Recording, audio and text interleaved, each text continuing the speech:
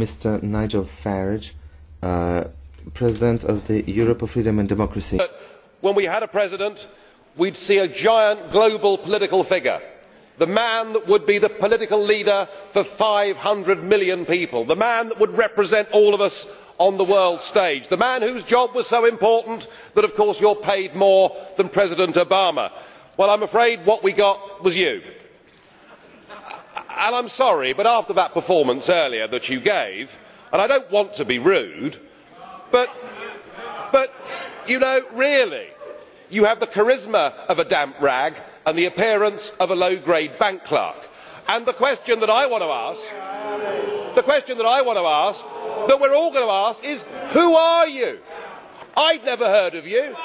Nobody in Europe had ever heard of you. I would like to ask you, President, who voted for you? And what mechanism? Oh, I know democracy is not popular with you lot. And what mechanism do the peoples of Europe have to remove you? Is this European democracy? Well, I sense, though, that you're competent and capable and dangerous. And I have no doubt that it's your intention to be the quiet assassin of European democracy and of the European nation states. You appear to have a loathing for the very concept of the existence of nation states. Perhaps that's because you come from Belgium, which of course is pretty much a non-country. But since you took over, we've seen Greece reduced to nothing more than a protectorate.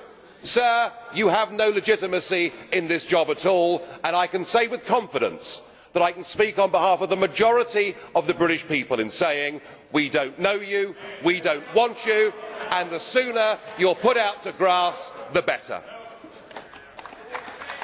Well, as you said, Mr. President, you wouldn't like to be rude, and I